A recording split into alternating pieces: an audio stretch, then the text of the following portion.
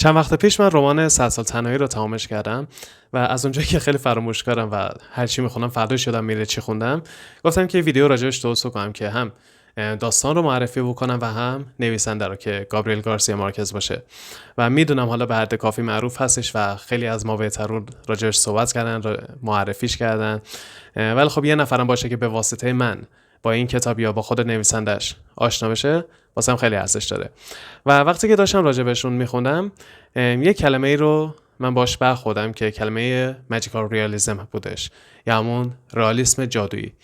و این خیلی واسم پرتکرار بود، یعنی هر جا که من اسم گارسیا مارکز یا در واقع همین اثر 100 سال تنهایی رو میشیدم، این کلمه هم کنارش میاد. مثلا کسایی که یه ذره بیشتر از دیگران، بیشتر از اکثر مردم ادبیات رو دنبال میکنن، این کلمه رو زیاد واسش به کار میبرن و این ژانر رو سریع بهش اشاره میکنن، انگار که مثلا اگه بهش اشاره نشه مثلا امتیاز اون مرحله از دست میره تا این حد. و واسم سوال بود که خب این رئالیسم جادویی چی هستش، یا این واقع گرایی جادویی چی هستش. یه سرچی توی گوگل کردم و یه تعریف خیلی ساده‌ای بهم داد و اونم این بودش که در واقع رئالیسم جادویی به ژانری گفته میشه که داستان همه چیش طبق روال عادی داره پیش میره، طبق زندگی واقع گرایانه، ولی توش تک و توک یا مثلا یه اتفاقای جادویی و ماورا طبیعی مثلا رخ میده. و این واسم خیلی تعریف بیش از حد ساده‌ای بود و از اون طرف هم مثلا سوال شده بود که خب یعنی الان ما میتونیم به هری پاتر و سفید برفی اینجور چیزا مثلا بگیم رئالیسم جادویی؟ که یه ذره بیشتر سرچ کردم و به این مقاله خودم که همه اینا رو مفصل توضیح داده و تفاوتش با فانتزی، تفاوتش با ساینس فیکشن یا همون علمی تخیلی، همه اینا رو توضیح داد و خیلی مقاله جامع مفصلی بودش و کلی حال کردم و کلی ازش یاد گرفتم. واسه همین گفتم که بیام این اطلاعات رو با شما هم به اشتراک بذارم که هممون با هم دقیق یاد بگیریم که رئالیسم جادویی دقیقاً به چی میگن.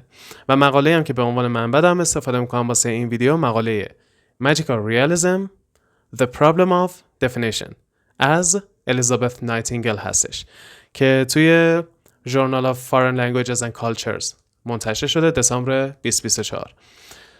خلاصه که بر اساس این منبع قراره پیش بریم و تفاوتش رو با ژانر مشابه قراره بررسی بکنیم و این که اصلا ژانر حساب میشه یا مد حساب میشه. حالا این یه چیزی که توی همین مقاله باش برخوردم، اصلا چه سوالی هیچ وقت خواستم پیش نیومده بود و کلا قراره یه سری فکت ها و یه سری حقیقت های باحال رو راجع به این ماجیکال ریالیسم یا همون واقع گرایی جادویی یاد بگیریم و در آخر ویدیو به یه تعریف کاملا دقیق از ماجیکال ریالیسم یا همون رئالیسم جادویی میرسیم.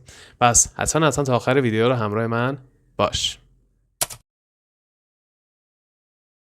چرا تعریف ژانر ماجیکال ریالیسم یا همین رئالیسم جادویی انقدر سخته و کلی سرش بحث از کلی مقاله راجعش نوشته شده توسط منتقدای مختلف، صاحب نظرهای مختلف و هنوزم که هنوز شاید به نتیجه قطعی نرسیده باشه. حالا این مقاله‌ای که من خوندم مال دسامبر 2024 از همین خیلی خوب توضیح داد همیشه و تعریفی هم که آخرش ارائه داد خیلی تعریف کاملا درستی میتونست باشه. حالا نمیدونم بعد از این دوره همچنان این بحث ادامه داره که رئالیسم جادویی چیه و سر تعریفش دوره دعوا و بحث بشه یا نه، اونش نمیدونم، ولی حالا اصلا چی باعث میشه که این اختلافات پیش بیاد و تعریف کردن این ژانر انقدر سخت باشه. یه نکتهش یا اولین نکتهش دقیقاً همون تناقضیه که خودش داره. اصلا یه تناقض ذاتی داره تو دلش. وقتی نگاه میکنیم خود اسمش تناقض داره. رئالیسم جادویی. رئالیسم یعنی واقع گرایی، یعنی اینکه همه چیزو بر اساس واقعیت ببینی و نمیدونم روایت کنی و بسنجی و کلا ذهنیتت بر اساس واقعیت موجود توی دنیاست. و از اون طرف هم وقتی کلمه جادو رو میشنویم، وقتی کلمه ماجیک و ماجیکال رو میشنویم، هر چیزی به ذهنمون میرسه غیر از واقعیت، چیزای ماورا طبیعه و غیر عادی و امثال اینا رو. و تو تعریفش هم مثلا گفتیم دیگه، تو تعریفش هم گفتیم که رئالیسم جادویی، حالا اون تعریف کلی منظورمه نه اون تعریف دقیقه، گفتیم که در واقع این حالت داره که همه چی داستان، حالا میخواد فیلم باشه داستان باشه فرق نمیکنه، همه چی داستان بر اساس واقعیت موجود توی دنیا پیش میره، ولی تو دلش کلی اتفاقات غیر عادی و ماورا طبیعه هستش. و نکته مهمش اینجاست که اینا واسه ما ماورا طبیعه حساب میشه. واسه اون شخصیتایی که توی دل داستان هستن، حالا کسایی که کتاب 100 سال تنهایی یا امثال این کتاب رو خونده باشن متوجه منظورم میشن یا خودشون هم شاید کامل در جریان باشن که در واقع واسه اون شخصیت یه چیز کاملا عادیه. یعنی اون شخصیت توی داستان واسه چیز کاملا عادی، حتی اون اتفاق ماورا مثلا فرض کن که با یکی داری صحبت کنی، طرف یهو بال میزنه میره. خب واسه ما این یه چیز غیر عادی تلقی میشه، یه چیز ماورا طبیعی است. ولی اگه ما شخصیت یه داستانی باشیم که توی همین رئالیسم جادویی قرار میگیره، توی ژانر رئالیسم جادویی قرار میگیره، حتی این اتفاق هم واسه اون عادیه. یعنی این هم بخشی از واقعیت‌های زندگی ماست که با یکی داری حرف بزنی ممکنه بال بزنه بره. کاملا طبیعیه. پس از این تناقضی که به صورت ذاتی تو دلش داره این رئالیسم جادویی، خود این میتونه باعث بشه که تعریف کردنش سخت باشه. چرا؟ چون ممکنه با ژانر دیگه اشتباه گرفته باشه. اول ویدیو هم گفتم مثلا سوالی که واسه خودم پیش اومده بود این بود که مثلا هری پاتر و سفید برفی اینا خب میتونیم بگیم رئالیسم جادویی ان، مثلا با ژانر مثل فانتزی. حالا این فانتزی اینا رو حتی این یاد گرفتم، اینا دیگه سوال خودم نبود، فکر نکنید چیز کردم دام چوسی میام. مثلا ممکنه با ژانر مثل فانتزی، فانتاستیک فیکشن یا مارولس فیکشن یا ساینس فیکشن ممکنه با این ژانرها اشتباه گرفته بشه به خاطر همون المانای ماورا طبیعی که داره. و جدای از اون یکی دیگه دلایلی که باعث میشه تعریفش سخت باشه، دقیقاً همون بحثی که گفتم بین منتقدا و صاحب نظرها خیلی اختلاف هست که تعریف دقیقش چیه. یه نفر میاد میگه اصلا ژانر نیستش، این یه مود، این سبک مود به منظور چیز نه، مود و فشن نه، MODE در واقع میشه گفت مثلا سبک نوشتاری نویسنده است که اینجوری مینویسه، اصلا جزء ژانر نمیشه قرارش داد. یا مثلا یکی دیگه میاد ربطش میده به پست کلونیالیسم که میشه پسا استعماری. یه سری ادبیات داریم به تحت عنوان ادبیات پسا استعماری که اگه حالا بحث اینه که اگه بخوایم توی اون بحث قرارش بدیم، توی اون ژانر اون دسته قرارش بدیم، محدود میشه به کتابای مثلا فقط یه دوره تاریخی خاص و در یک مکان خاص.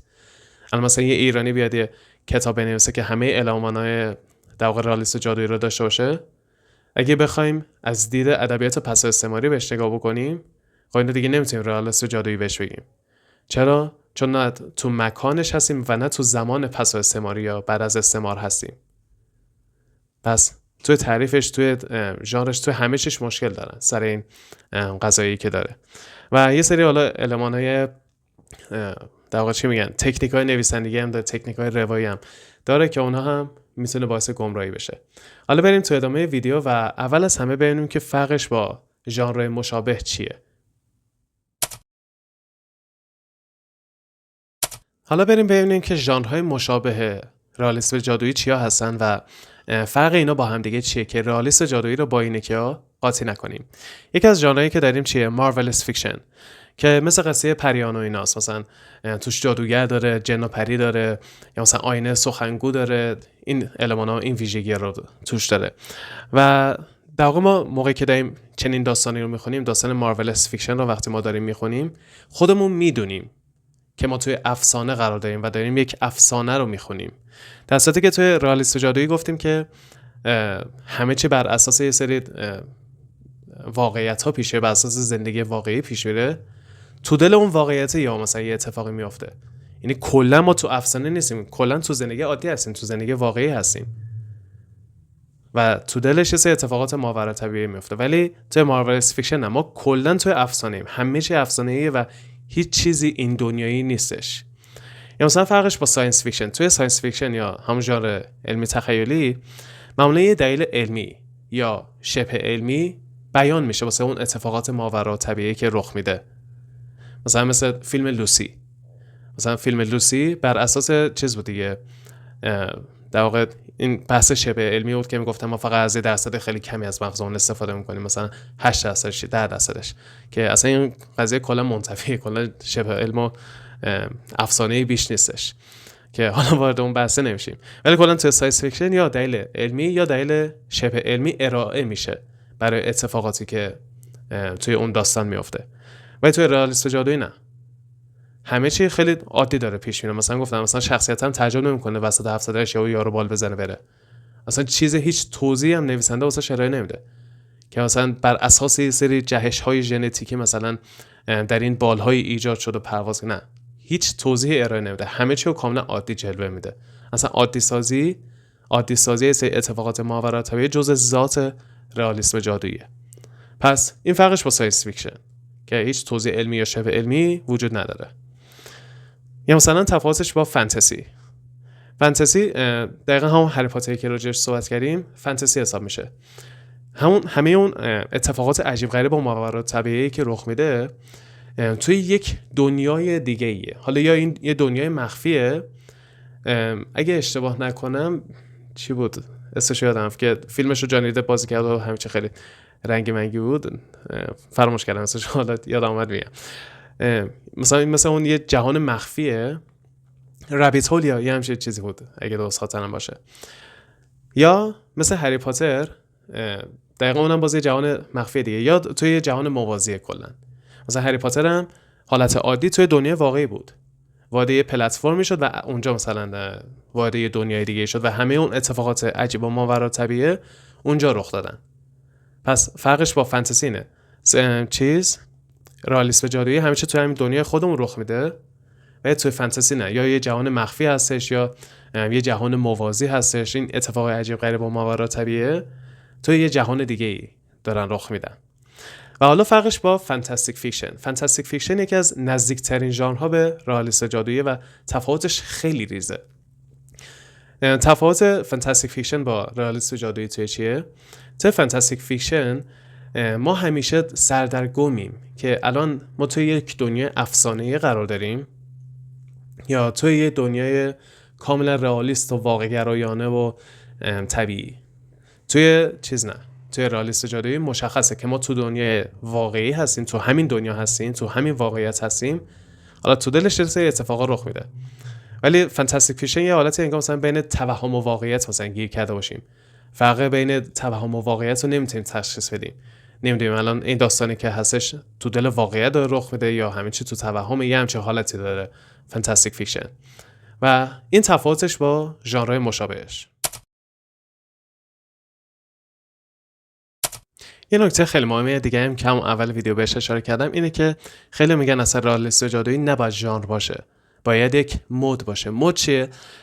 یه چیزی مثلا شاید بشه گفت سبک نویسندگی یا سبک روایتی، اینکه یه نویسنده انتخاب کنه چه مدلی بنویسه یا چه جوری روایت کنه و سبک خاص خودش رو داشته باشه. و دلیلش، حالا دلایلی که آوردن، یکیش به نظرم منطقی بود ولی یکیش اصلا به نظرم منطقی نبود. مثلا یکی از دلایلی که خیلی از منتقدا آوردن که رئالیسم جادویی نباید ژانر باشه، باید مود باشه یا همون سبک نوشتاری باشه، سبک روایت باشه، اینه که ژانر محدود کننده است. مثلا میگن که اگه بخوایم رئالیسم جادویی رو یک ژانر در نظر بگیریم، ممکنه محدود بشه به یه تاریخ خاص، به یه جغرافیای خاص و دلیل از این قبیل آورده بودن که به شخصه زیاد نتونستم درکشون بکنم. مثلا خب ما میگیم ژانر رمانس مثلا عاشقانه، یا مثلا ژانر به فرض مثال کمدی یا هورر، کمدی و ترسناک و این چیزا. خب وقتی اینا رو میگیم دیگه تاریخ و جغرافیا نداره که یه چیز بین‌المللی ان. واسه همین این دلیلشون واسه شخص من خواننده منطقی نبود. یا یه دلیل دیگه هم که آورده بودم این بود که مود خیلی انعطاف پذیرتره. مثلا ما وقتی یک ژانر رو در واقع بیان میکنیم، مثلا یه ژانر خاص رو در نظر میگیریم، یه سری المان‌های خاص خودش داره، یه چارچوب خاص خودش داره. از اون چارچوب مثلا بزنی بیرون ممکنه یا اصلا کلا از اون ژانر خارج بشه یا با یه ژانر دیگه ترکیب بشه و با اون قاطی بشه. و از این بابت میشه درک کرد که آره سبک نوشتاری خیلی انعطاف پذیرتره و خیلی انواع مختلفی میتونه داشته باشه. ولی وقتی میگیم ژانر، یه چارچوب خاصی باید واسش تعیین بکنیم و شاید یه اثر رئالیسم جادویی باشه که کامل داخل این چارچوب قرار بگیره، شاید یه اثر دیگه هم باشه که کامل داخل این چارچوب قرار نگیره، مثلا یه جاش یه ذره فرق کنه یا مثلا یه سری چیزاش اغراق‌آمیزتر شده باشه که احساس کنم واسه این بوده که خودشون رو راحت کنن دیگه، یعنی این بحث ژانر رو اینا نداشته باشن. میگم اون دلیل اولشون به نظرم منطقی نبود، ولی اینه که دلیلشون میتونه حالا منطقی باشه. اینم به نظرم واسه ساده سازی کاره، وگرنه میشه همچنان گفت که ژانرن به نظر شخصی من. و حالا بریم ببینیم که اصلا چه در واقع تکنیک هایی حالا استفاده میشه واسه یه روایت داستان به سبک رئالیسم جادویی. حالا از تکنیک هایی که واسه روایت داستان به سبک رئالیسم جادویی استفاده میشه، دو موردشون هستن که خیلی پرکار بودن و خیلی استفاده میشه. یکیش چیه؟ عادی سازیه که حالا انگلیسیشو بخوام بخونم banalization و یا naturalization. و اون یکیش غریب سازی یا بیگانه سازی که میشه defamiliarization یا supernaturalization. حالا این دوتا چیا هستن؟ عادی سازی اسمش رو دیگه یه سری چیزا رو ما عادی جلوه بدیم که تو تعریفش هم گفتیم اتفاقات ماورا طبیعه رو خیلی عادی جلوه شده، انگار این هم بخشی از واقعیت ما هست. میگم مثلا شخصیت اصلا تعجب نمیکنه وسط صحبتش یا یکی پرواز کنه بره، یا مثلا تو همین داستان 100 سال تنهایی یه جا مثلا بارون گل میاد، یا مثلا یکیشون هست که مثلا شکلاتی خوره بعد پرواز میکنه و اینا رو جوری تعریف کنن که انگار اتفاق عادی هستن. مثلا اینجوری میگه آره تو شکلات خود پرواز کرد رفت، اینا همین قشنگ با یه همچین حالتی تعریف کنن انگار کاملا یه چیز عادیه که یه نفر با خوردن شکلات اصلا پرواز کنه، یا مثلا بارون مثلا گل بیاد. و از اون طرف این اتفاقات عجیب غریب و ماورا طبیعه رو عادی سازی میکنن، از اون طرف اتفاقات واقعی و طبیعی رو در واقع بیگانه سازی میکنن یا غریب سازی میکنن، عجیب غریب جلوه میدن. مثلا توی همین سلسله تنهایی ممکنه بعضی جا احساس کنید که چرا زمان اینجوری میگذره، یا مثلا با زمان خیلی چیز میکنه بازی میکنه. مثلا گارسیا مارکز یه جایی احساس میکنی با منطقت نمیخونه این سیر زمانی که الان داره پیش میره و اون اتفاقایی که مثلا عادیه رو مثلا یه چیزی مثل زمانو که مثلا یه چیز کاملا عادیه رو به طرز غیر عادی مثلا در میاره، جلوه میده. پس دو تا از حرکتایی که خیلی پرتکراره و خیلی زیاد میزنن توی رئالیسم جادویی، یکی اینه که اتفاقای عجیب غریب و خفن مثلا میان عادی سازی میکنن، از اون طرف یه چیزای خیلی معمولی و روزمره رو یهو میان عجیب غریبش میکنن. این دو تا از تکنیکایی که خیلی استفاده میشه. به اولی میگن عادی سازی یا banalization یا naturalization. به اون غیر عادی سازیه که یه حالت بیگانه سازی داره، به اون میگن defamiliarization یا supernaturalization. این دو تا تکنیک خیلی کاربرده توی رئالیسم جادویی. حالا همه این نکاتی که راجعش صحبت کردیم یه سری نکات پایه‌ای و اساسی بودن که دونستنشون لازمه اگه می‌خوایم با ماجیکال ریالیسم یا همون رئالیسم جادویی آشنا بشیم. ولی این مقاله سری مطالب دیگر رو هم اشاره کرده و که اونا رو دیگه هرسش کردم و احساس کردم که مناسب این محتوایی که راجع به رئالیسم جادویی داریم و مخصوصا واسه کسایی که زیاد تو فاز ادبیات نیستن یا مثلا درسشو نخوندن و توی دانشگاه رشتهشون نیست، زیاد به درد مثلا ماها نمیخوره. مثلا همون قضیه ادبیات پسا استعماری اون خودش تعریف جداگونه‌ای داره و مثلا واسه اونم کلی تحقیق کنم، مثلا اونو مفصل بیام توضیح شدم که اصلا ادبیات پسا استعماری چیه، یا مثلا یه سری نکات اینجوری اشاره کرده و که دیگه خیلی زیاده از حد میشد اگه می‌خواستیم به همه اون نکات این مقاله بپردازیم. مثلا این فقط اون پایه‌ای و مهماشو گفتیم و حالا می‌خوایم 3 المان اصلی رو به عنوان تعریف اصلی رئالیسم جادویی ارائه بدیم. اولین المانش چیه؟ همزیستی پایدار دو کد متناقض. دو کد متناقض چیان؟ واقعیت، جادو. این دو تا باید همزیستی داشته باشه. یعنی مثلا توی همون فانتاستیک فیکشن گفتیم، در واقع نگفتیم ولی الان اضافه میکنیم که در نهایت یکی از اینا غلبه میکنه. ما یا میفهمیم که توی واقعیتیم یا توی افسانه غیر واقعیت. ولی توی ماجیکال ریالیسم این اتفاق نمیفته. همشون توی یه خط کنار هم اون غیر واقعی و واقعی با هم دیگه یه واقعیت کلی‌تر رو نشون میدن، همزیستی دارن با هم دیگه. هیچ وقت قرار نیست که آخرش یا متوجه شون که همه چی واقعیت بوده یا همه چی مثلا فانتزی و توهم و اینا بوده. نه، چنین چیزی نیست. اینا با هم دیگه پیش میرن. یا مثلا نبود سلسله مراتب بین کدها، این دومین المان که یکیشون به اونی که برتری پیدا نمیکنه، مثلا قسمت واقعیش بیشتر نمیشه قسمت غیر واقعیش کمتر، یا بالعکس. هیچ کدوم از اینا نه واقعیت به غیر واقعیت برتری داره نه برعکس. این دوتا در تعادل کامل، در توازن کامل با هم دیگه پیش میرن و همزیستی هم که گفتیم دارن.